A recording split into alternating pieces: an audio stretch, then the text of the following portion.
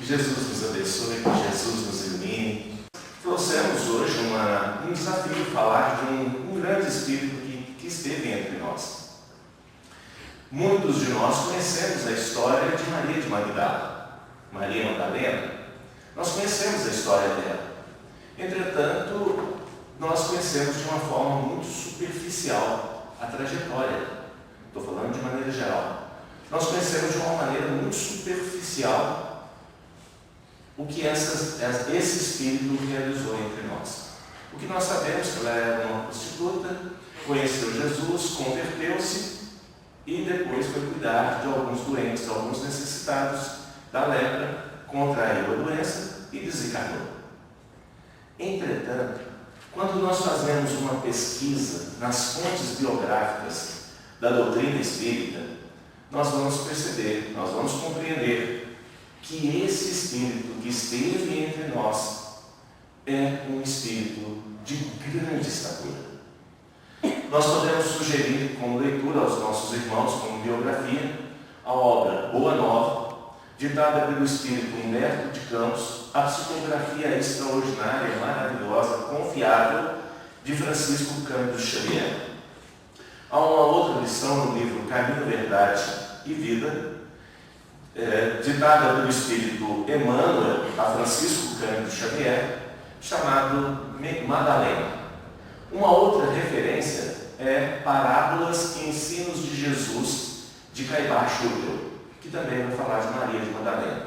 E nós temos essa outra obra extraordinária, que é Sexo e Consciência, que é uma coletânea de workshops, palestras, que Divaldo Pereira Franco realizou.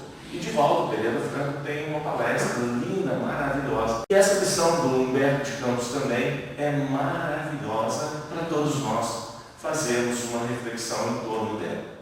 Mas antes de nós falarmos da trajetória desse espírito, é muito importante nós fazermos algumas reflexões.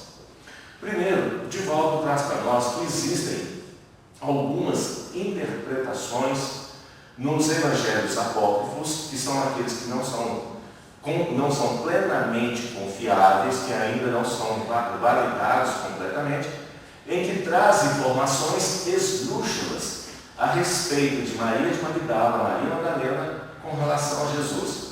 Porque lá dizem que ela foi esposa de nosso Senhor Jesus Cristo, que teve filhos com ele. Divaldo vai dizer para nós que são meras especulações e que Jesus, na sua trajetória terrena, aqui esteve com uma finalidade e um propósito, e que o relacionamento conjugal não fazia parte da sua trajetória, até porque ela seria muito breve. Outros dizem que Maria de Magdala foi uma figura fictícia, que ela não existiu, foram os evangelistas que criaram, foi o credo popular que inventou, e que ela não passa de um mero mito, é apenas uma criação de algumas pessoas.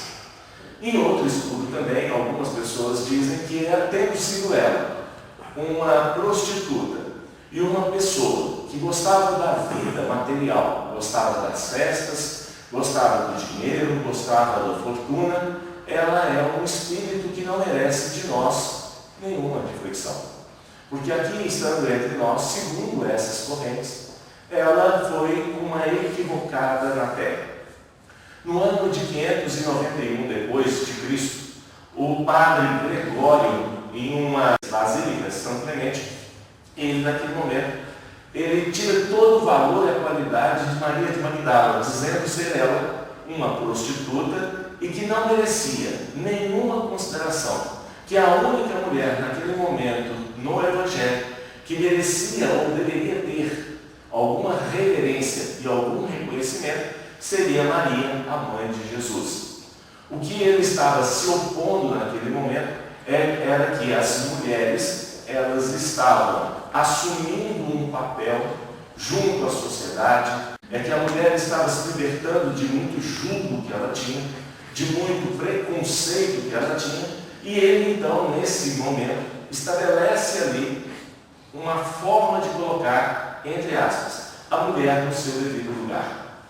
O interessante é que esse pensamento vai perfazer, vai perdurar dentro da Igreja Católica até o ano de 1969, quando finalmente o Papa João XXIII reconhece a autoridade, a grandeza de Maria de Magdala, transformando-a em santa.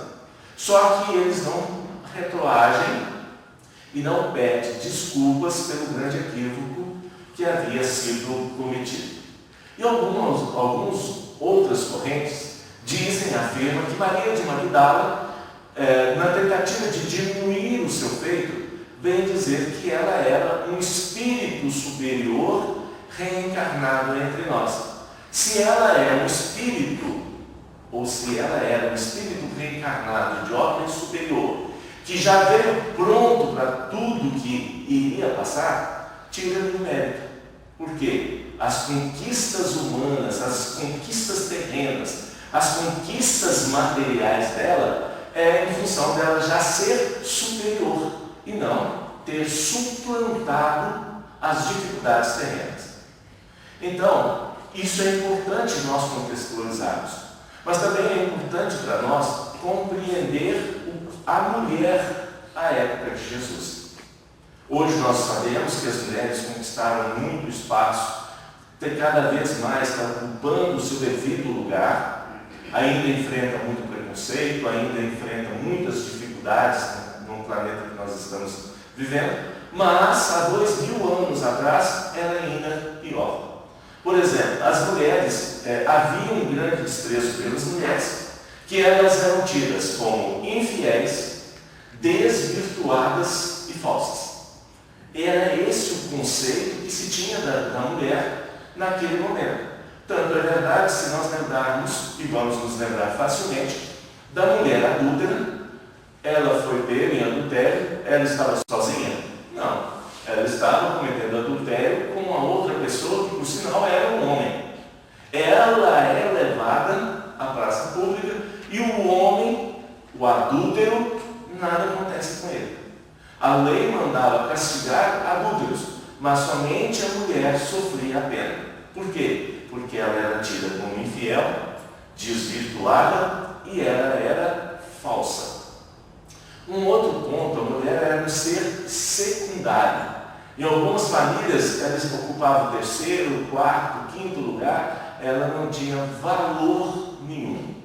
As mulheres não tinham inteligências, não eram tidas como inteligência, um ser inteligente, elas não recebiam educação. Alguns raros espíritos reencarnados no corpo feminino recebiam o processo educacional, recebiam a alfabetização. Raríssimas mulheres poderiam ler boas obras, porque não era o papel. O papel da mulher era simplesmente o de procriar.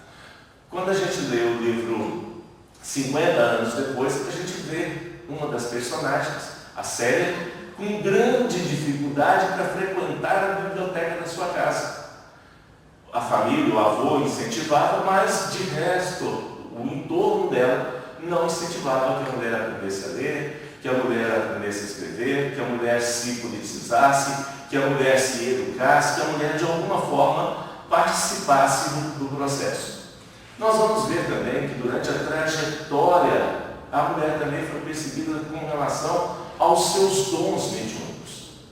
Nós percebemos que durante a história as pitonisas, nós vemos grandes médiuns, mas que depois as médiuns elas passaram a ser tidas como bruxas. E elas, inclusive Joana d'Arc, né? Joana d'Arc foi tida como uma bruxa e condenada à morte através do fogo, através da fogueira. Então a mulher também passou a ser perseguida pelos seus dons mediúnicos, que nós sabemos a mulher é muito mais sensível, a mulher é muito mais perceptiva. Claro que isso é de espírito para espírito, mas nós sabemos que a mulher tem mais sentimento, desenvolve mais a sensibilidade. Um outro fato importante é que o pai, o irmão, tios, tinham total predomínio sobre as mulheres. Eles detinham a posse. Tanto é verdade que elas, entre aspas, eram vendidas. Quando elas eram entregues no casamento, os pais ou a família tinham que receber um dote, que era para recompensar, de certa forma, aquele processo, o gasto que foi tido com a sua educação, com a sua criação, no caso que teve. E a partir do momento que o marido pagava o dote, ele passava a ser o quê? O dono dessa mulher. Então a mulher era um objeto, a mulher era tida como se não tinha alma. Olha que coisa interessante, né? Era só corpo, era só matéria. Então essa mulher era considerada como uma desigual, era uma mulher tida como inferior, ela não tinha voz, não tinha autoridade, não tinha presença, ela era um ser secundário dentro de um lar. E somente as mulheres muito ricas, mulheres viúvas, mulheres que se divorciaram, que tinham certa posse e que tinham uma certa liberdade. Se nós lembrarmos, e vamos nos lembrar, nós vemos que por várias vezes Jesus, ao conversar, dialogar com uma mulher, ele é repreendido pelo machismo, inclusive dos seus discípulos. Então era esse o papel da mulher. Inclusive há uma oração judaica que diz assim: alguns judeus radicais fazem a seguinte oração: bendita sejas tu, Senhor. Eles estão fazendo uma oração a Deus. Bendito sejas tu, Senhor, porque não me fizestes. Isso era um homem que rezava. Inclusive nas sinagogas, as mulheres não podiam frequentar. Quem frequentava era quem? O homem. Onde a mulher tinha direito, se quisesse, de rezar? Em casa. Então, há uma oração judaica que diz assim: bendita sejas, Senhor, porque não me fizestes gentil, mulher ou escravo. É fácil ser mulher hoje? É fácil ser mulher hoje? Não é. E há 2000 anos atrás? É fácil? Não. Mas e a mulher, Maria Madalena, representando as mulheres? Como que nós entendemos essa mulher dentro da visão espírita? O ser feminino. Divaldo vai dizer: o fato de ter sido uma mulher envolvida inicialmente com a prostituição em nada a desmerece. O que Divaldo e depois Humberto de Campos vai trazer para nós, Chico vai dizer para nós, a sua condição de uma vida de prazeres sexuais, de festas, desses enganos, engodos que existem na nossa existência. Então, Divaldo vai dizer que o fato dela estar ou ter sido envolvida na prostituição em nada a desmerece. Pelo contrário, olha a visão totalmente contrária, oposta do que se tinha até aquele momento. Pelo contrário, é um ângulo da sua biografia que a exalta devido ao fato de que ela superou com méritos esta difícil conjuntura. O que Divaldo está dizendo para nós, que o fato dela ser prostituta não a desmerece. O que faz com que ela mereça todo o nosso reconhecimento, o nosso valor, foi ela ter tido uma posição adversa e ter suplantado durante uma existência. Ter vencido seus vícios, suas paixões. E é isso que a faz merecer o título que ela tem perante todos nós. E Divaldo diz mais: eu a considero uma das figuras mais dignas do Evangelho, além de ser aquela que realizou a maior revolução moral de que nos dão notícias as páginas do texto bíblico. Duas colocações importantíssimas que Divaldo traz para nós. Primeiro, que ser masculino e feminino não é demérito ou mérito para ninguém. Que o que importa é a sua trajetória de realizações, a sua construção intelectual e moral durante a existência. Por isso que Divaldo vai dizer uma das figuras mais dignas. Dignas por quê? Porque ela teve uma vida de desvios, compreendeu, tomou consciência e redirecionou a sua trajetória terrena. E ele vai dizer, realizou a maior revolução moral, em que fecha-se as portas largas das paixões, dos vícios, uma mulher que soube, um espírito que soube dizer não às facilidades mundanas, e, porque ela tinha poder, ela era rica, ela tinha todas as facilidades naquele momento, ela deixa tudo isso para seguir nosso Senhor Jesus Cristo, proporcionando, construindo uma revolução moral em si mesma e em torno de si, porque ela não só fez bem a ela, mas nós vamos ver na trajetória dela que todos aqueles que, a partir do seu encontro com Cristo, se aproximaram dela, foram tocados pela sua transformação moral.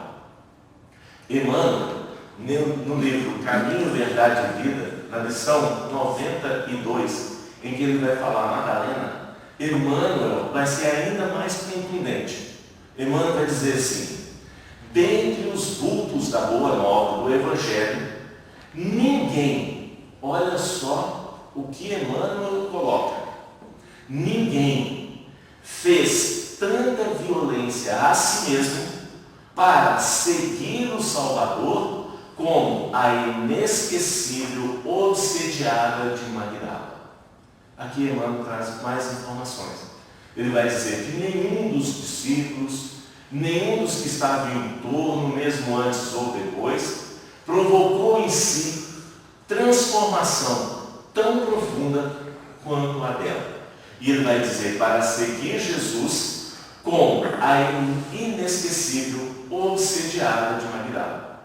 O que Emmanuel está trazendo para nós, o que Humberto de Campos vai dizer, o Divaldo também vai dizer, que ela era um espírito perseguido por seres equivocados ainda, que persistem no mal. Ela sofria o processo obsessivo, e quando ela era obsediada, ela ficava dias e dias dentro da sua mansão, dentro do seu palacete, trancada em um quarto, sem receber ninguém.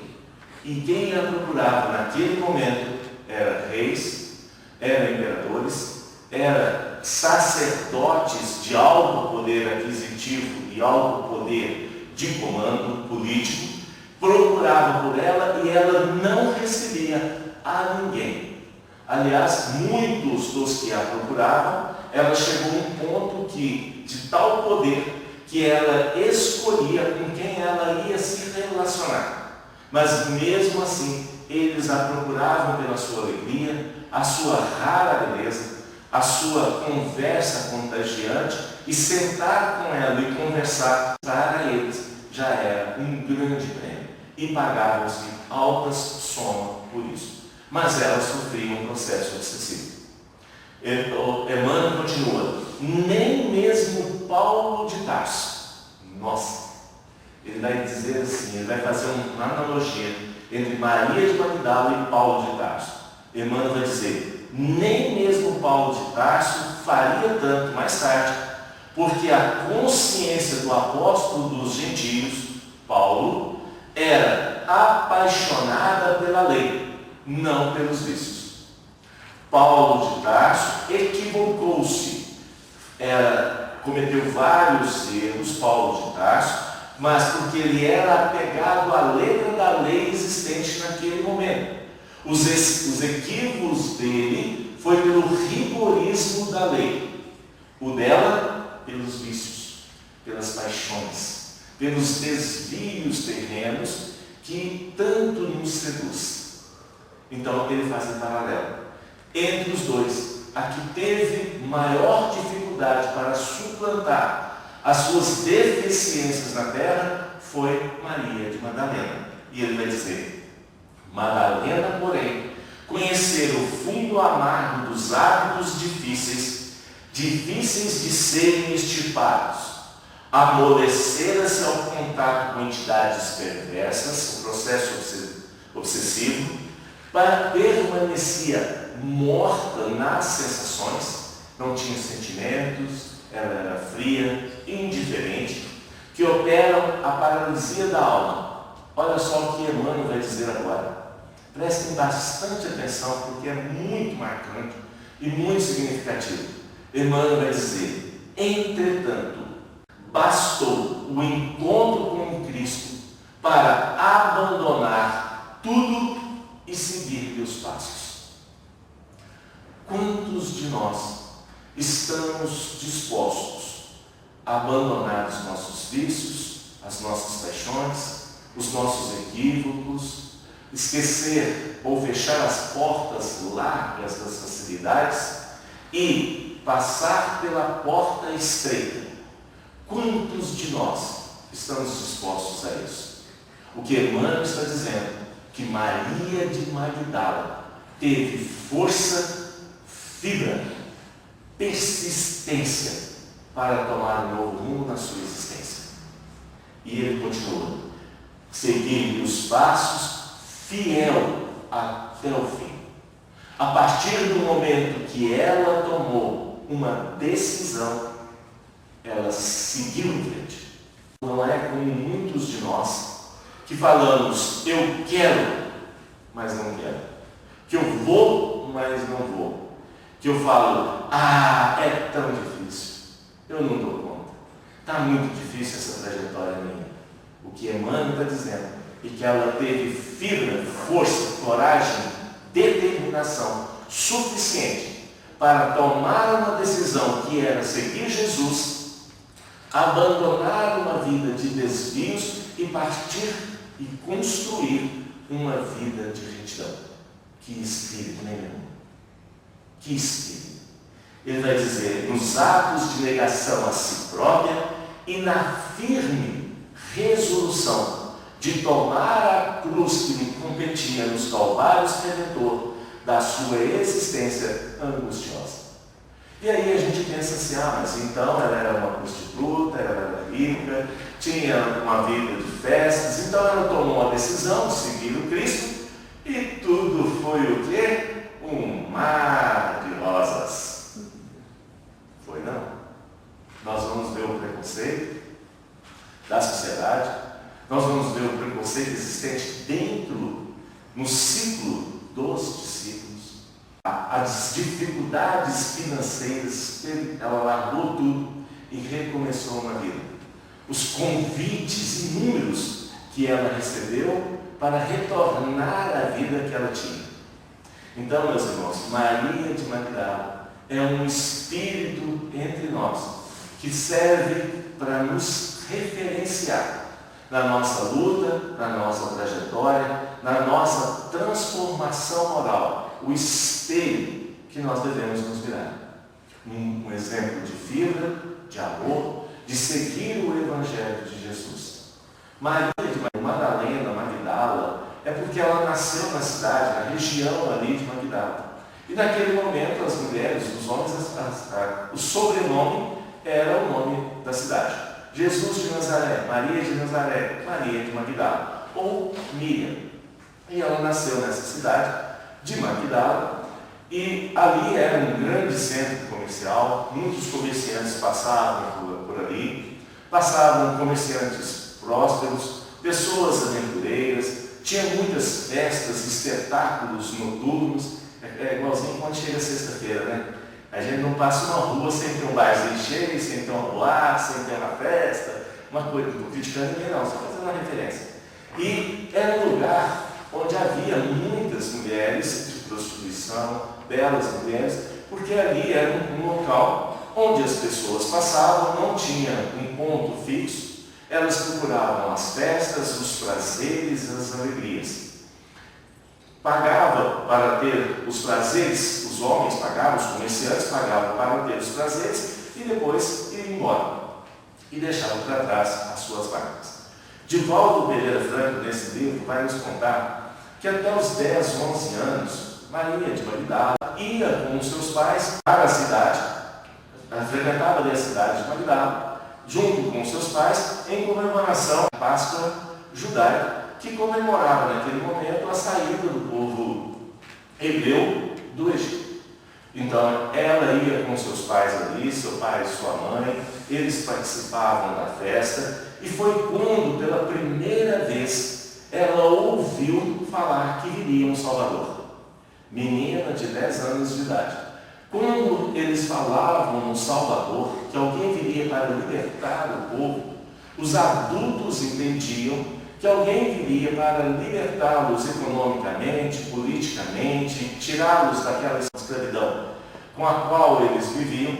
Mas para aquela menina, quando disse que o rei que viria no Salvador para libertá-los, ela entendeu, absorveu e recebeu na sua alma que viria alguém ensinar o amor. E é essa sede de amor que ela passa a carregar durante toda a sua existência. De volta então, vai nos contar que por volta dos 11, 12 anos, os seus pais morrem e ela é entregue para os parentes. Só que os parentes não queriam cuidar de alguém que não fosse muito próximo a eles. E o que eles fizeram? Venderam Maria de Magdala para um comerciante. E ela começou a trabalhar no trabalho escravo, começou a servir como escrava. Por volta dos 14 anos, ela conhece um homem, ela se apaixona pelos seus 14 anos. Naquele tempo era muito comum as meninas, de 12, 13, 14, assim que vinha a menstruação, já casavam, já passavam a ter filhos. E naquele momento ela se apaixona por um homem, esse homem a ilude, a engana e a leva para o bordel. Então, aos 15 anos de idade, ela, iludida e enganada, uma menina sozinha, ela é levada para esse bordel e começa a praticar, a vender o sexo, a ter relações sexuais pagas. E além disso, ela também começa a vender perfumes na cidade. Então, além de que ela ter que se prostituir, ela também comercializava perfumes. E é por isso que ela passa a ser uma profunda conhecedora dos perfumes, dos mais baratos aos mais caros, os que tinham mais qualidade e daqueles que tinham menos qualidade.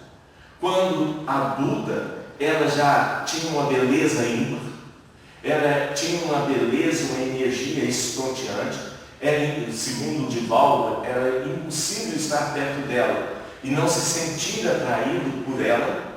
Ela era, aí nesse momento, nessa fase da vida dela, ela já tinha enriquecido, porque ela já era adulta.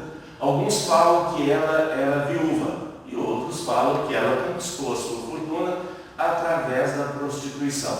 Uns falam que ela era uma viúva que depois foi se prostituindo, porque ela queria viver os prazeres da carne, e outros dizem que ela utilizou o sexo, essa energia que ela tinha, para ir conquistando os homens, atraindo para si e conquistando a sua fortuna. Como eu já disse, quem frequentava a sua mesa de sentar, conversar, bater papo, eram pessoas reis, eram os grandes sacerdotes, pessoas que vinham de grandes distâncias, e nesse momento ela escolhia quem ia ter uma intimidade com ela ou não. Ela já tinha uma mansão, tinha empregados, mas, como nós dissemos, ela vivia atormentada por espíritos infelizes. Divaldo diz que, em determinado momento, ela ajuda um mendigo que pede a ela ajuda porque ele queria ir ao encontro do Salvador. Ela dá a ele uma moeda de ouro. Esse mendigo vai procurar, era uma pessoa necessitada, uma pessoa doente, enferma, que queria encontrar Jesus. Tinha ouvido falar que o mestre, que o rei dos reis estavam entre nós. E ela já tinha uma carência afetiva muito grande, uma sede de amar e ser amada muito grande. Ela então dá essa moeda a esse homem e diz a ele: olha, você vai, se algum dia você encontrar o Salvador, o Rei dos Reis, você volta e me conta. Humberto de Campos diz que ela ficava deitada e que a sua empregada já tinha ouvido falar de Jesus, teve notícias de Jesus, do amor que Jesus tinha por todas as pessoas. Então, Divaldo diz que uma certa feita, esse homem retorna, por ter encontrado Jesus, retorna para cumprir a sua palavra e dizer a ela que o Salvador estava chegando à cidade. A sua empregada diz: a senhora tem que conhecer Jesus. O seu magnetismo, o seu amor nos sensibiliza o mais profundo da alma. Eu acho linda essa frase.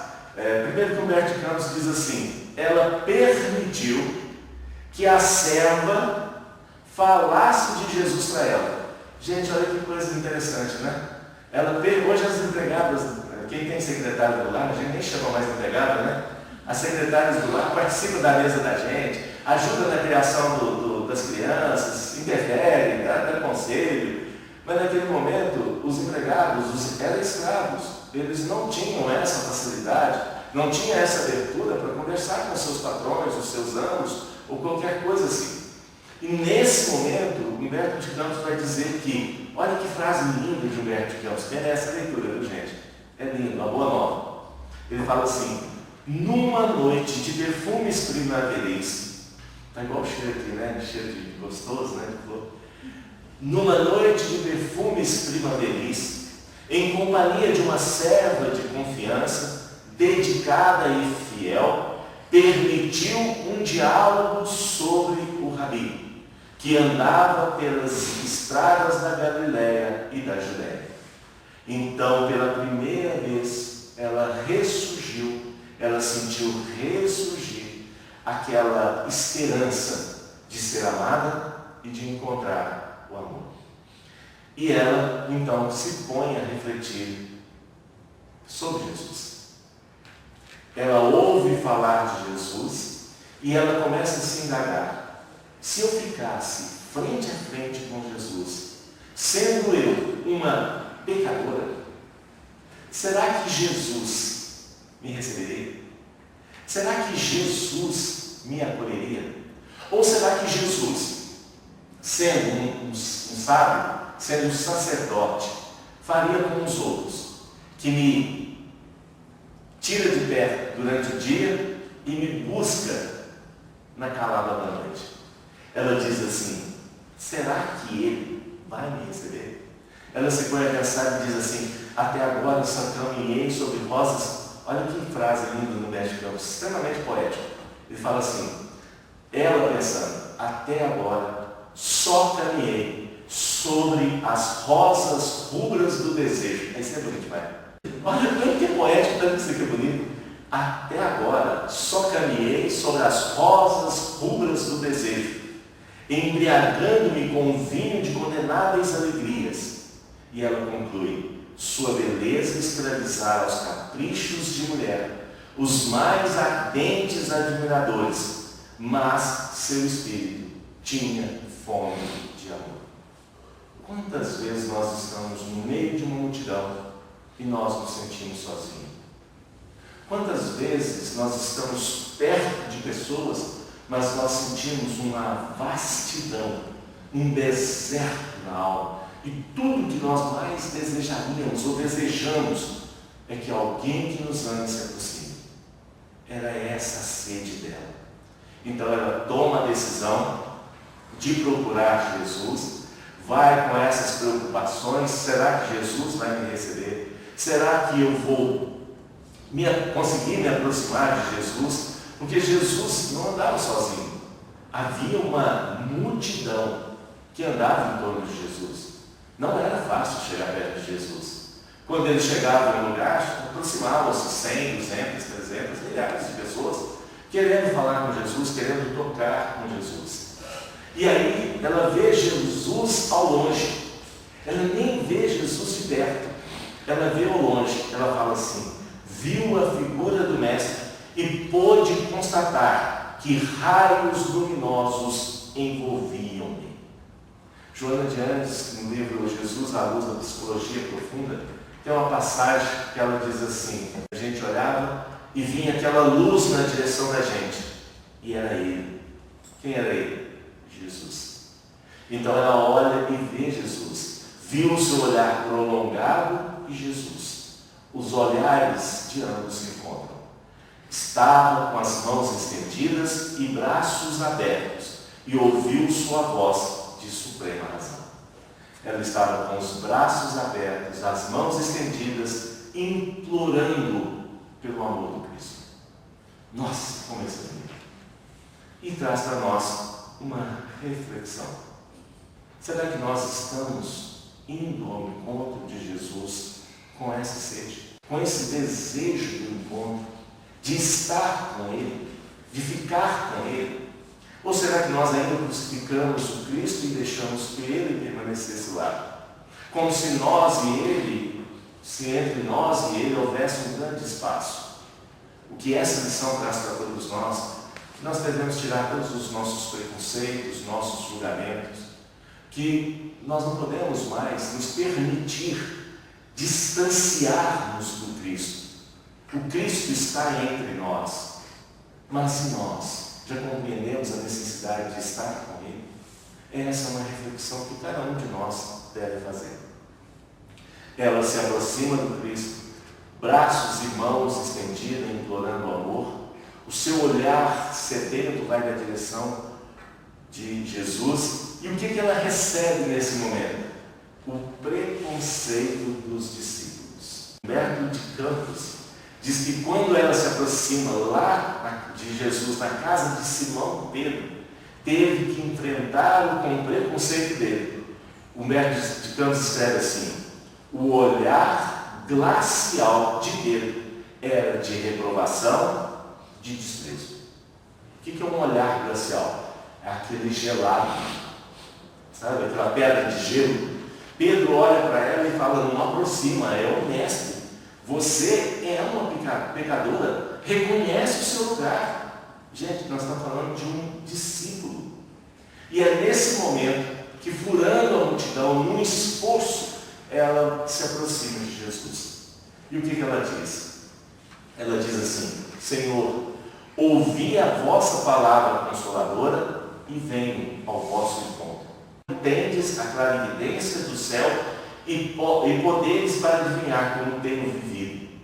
Ela está dizendo: o Senhor sabe, o Senhor é capaz de olhar em mim e enxergar o mais profundo do meu ser, na minha alma. E o Senhor sabe a solidão que eu vivo, a carência de amor que há em mim. O Senhor sabe. Gente, olha a convicção dessa mulher, a firmeza, a certeza. Sou uma filha do pecado. Olha o reconhecimento, a tomada de conhecimento, consciência. Questão 621 do Livro dos Espíritos. Onde está a lei de Deus na consciência? Olha a tomada de consciência. Sou uma filha do pecado. Todos me condenam, mestre. Observai como tenho do verdadeiro amor. Tenho sede do verdadeiro amor. Minha existência, como de todos, tem sido estéreis e amargurada. A solidão, o vazio da alma.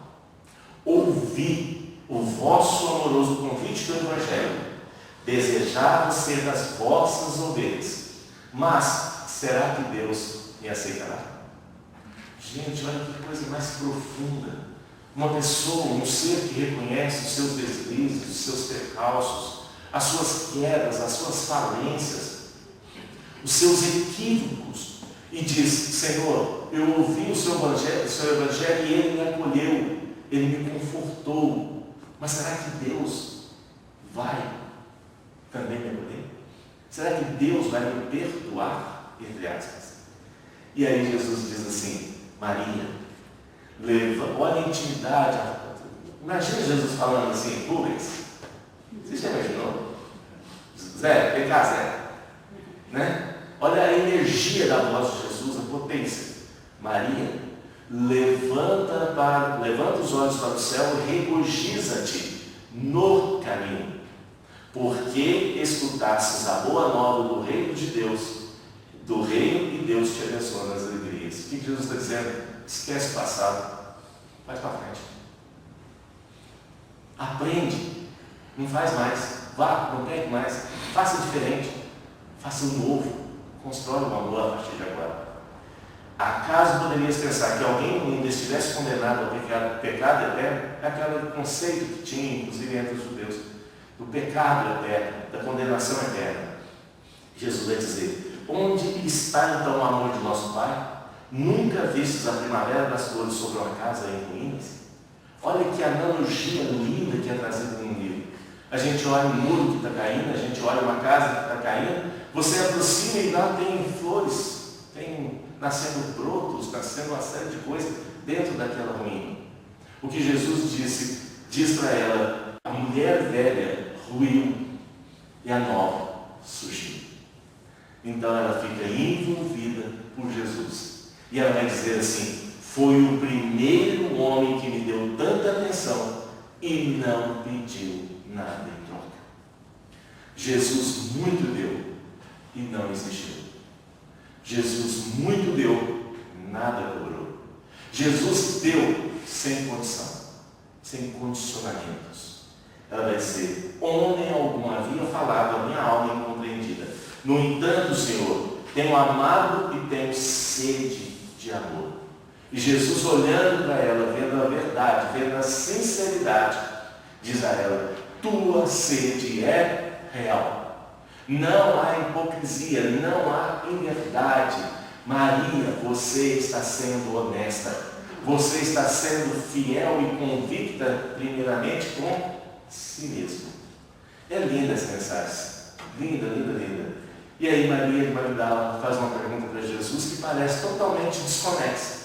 E ela vai dizer assim: Senhor, mas desgraçada de mim que não vou poder ser mãe. Por que ela diz isso?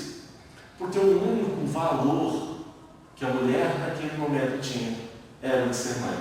Era de poder cumprir as suas obrigações dentro do lar. Era cumprir todos os desejos do seu Senhor. E Jesus diz a ela: e qual das mães será maior aos olhos de Deus? Aquela que se devotou aos filhos de sua carne ou aquela que se consagrou pelo Espírito aos filhos de outras mães? O que Jesus está dizendo para nós, todos nós, que não importa se é pai biológico ou se é pai por escolha ou mãe biológica ou mãe por escolha. O que Jesus está dizendo é o amor que você dá. E aí não importa se é recém-nascido, se é criança, se é pré-adolescente, se é adolescente, se é velho. Jesus está dizendo para todos nós: o que importa é o quanto nós amamos. E é nesse instante, olhando para Jesus, recebendo toda essa energia, que ela firma um compromisso para a sua existência terrena e que vale para toda a eternidade. Ela diz: Senhor, doravante renunciarei a todos os prazeres transitórios do mundo para adquirir o amor celestial que me ensinastes.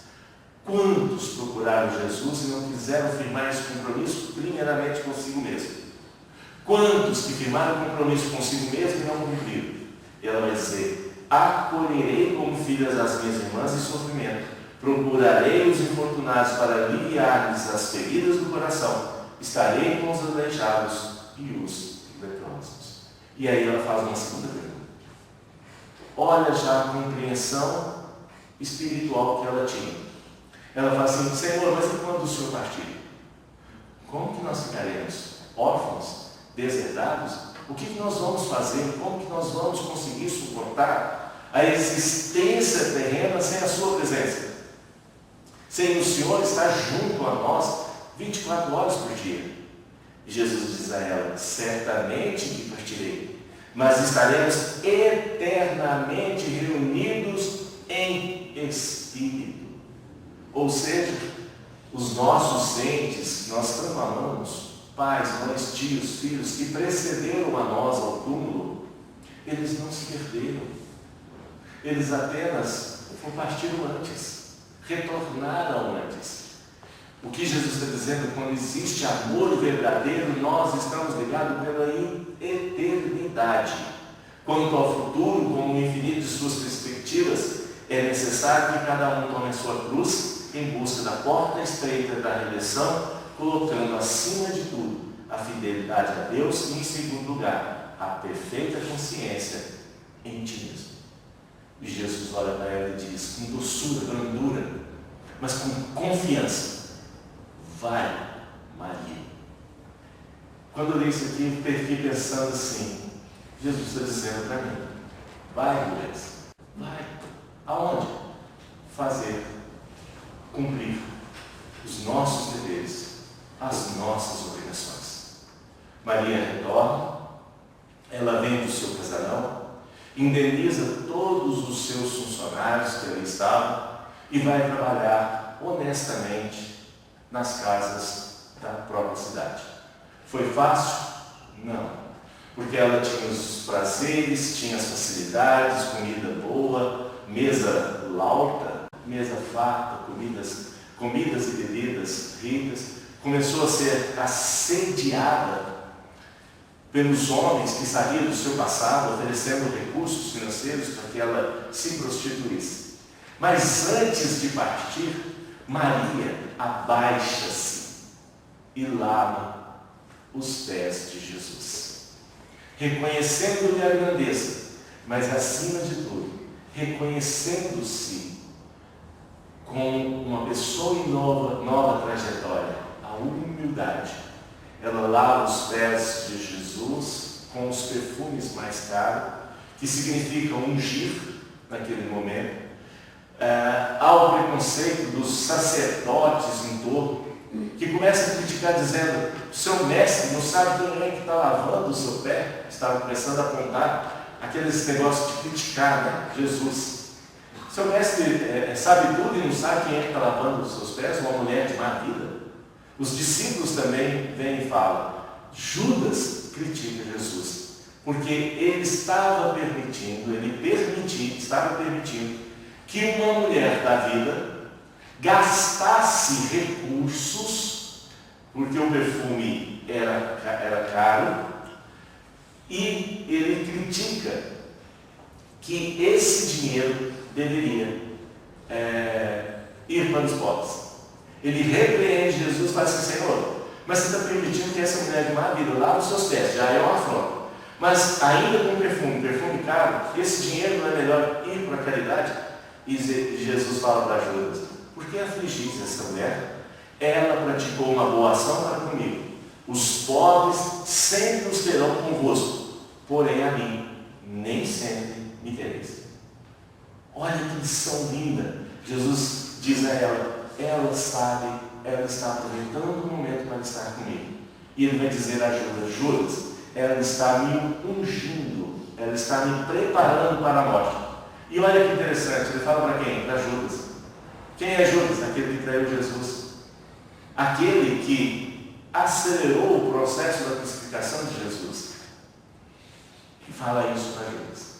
Então Maria levanta, Jesus vá.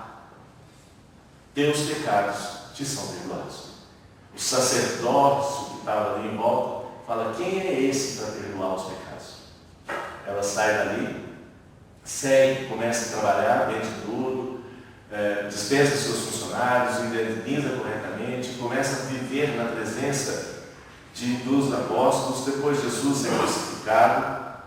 Ela então segue José de Arimateia. É uma parte da história que a gente já conhece, mas eu queria trazer essa primeira, sabe? Porque é muito importante a gente saber quem é a pessoa. O que aconteceu?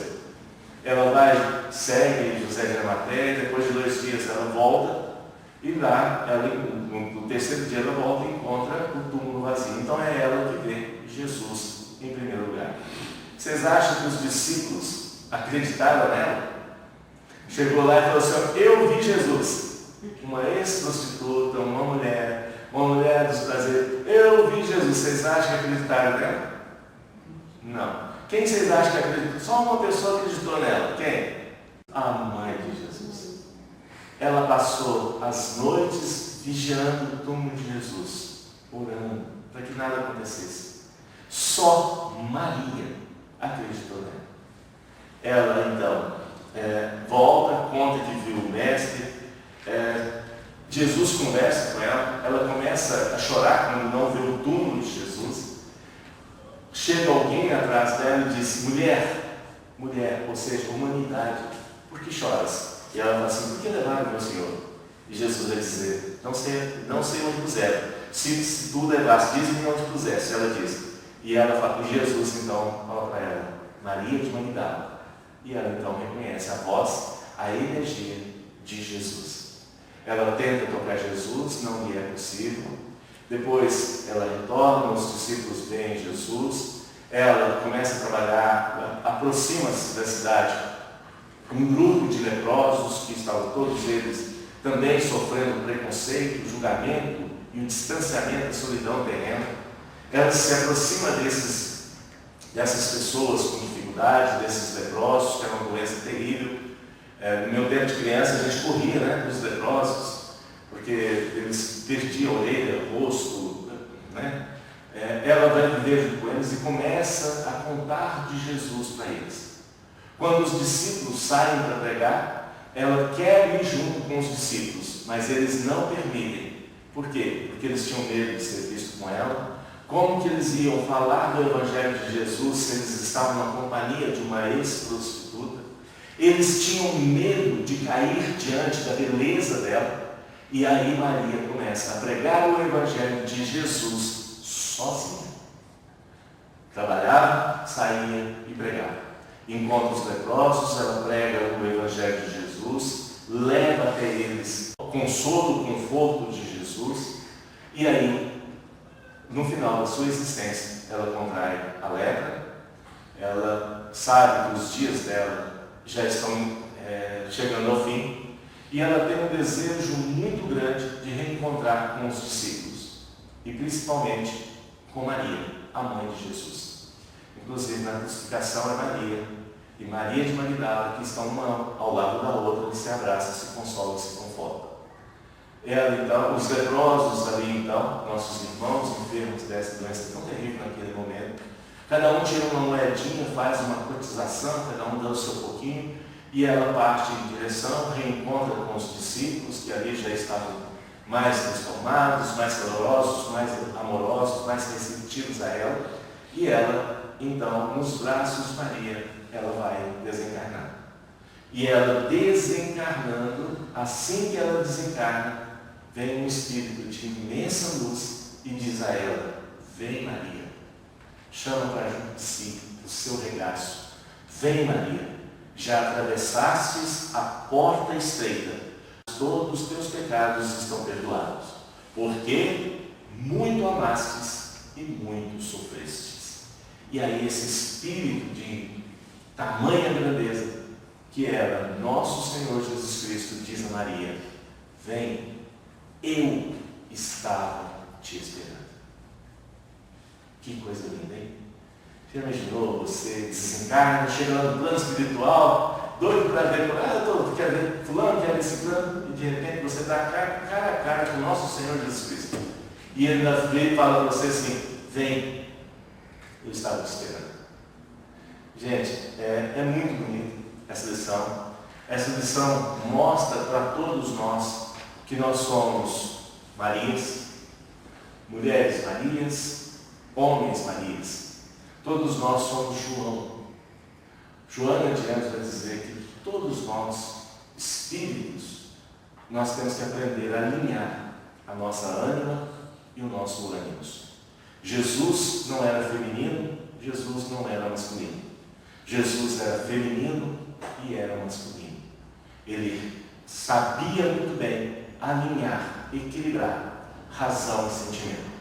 Joana de Anjos vai dizer que todos nós, reencarnados, desencarnados, temos que aprender a alinhar o nosso lado feminino, que é o sentimento, e o nosso lado masculino, que é a razão. Ela diz assim: na condição de ser integral, Jesus transitava com perfeita harmonia entre as distâncias que normalmente costumamos atribuir ao masculino ou ao feminino, que a psicologia analítica identifica nas figuras opostas de ânima e ânimos.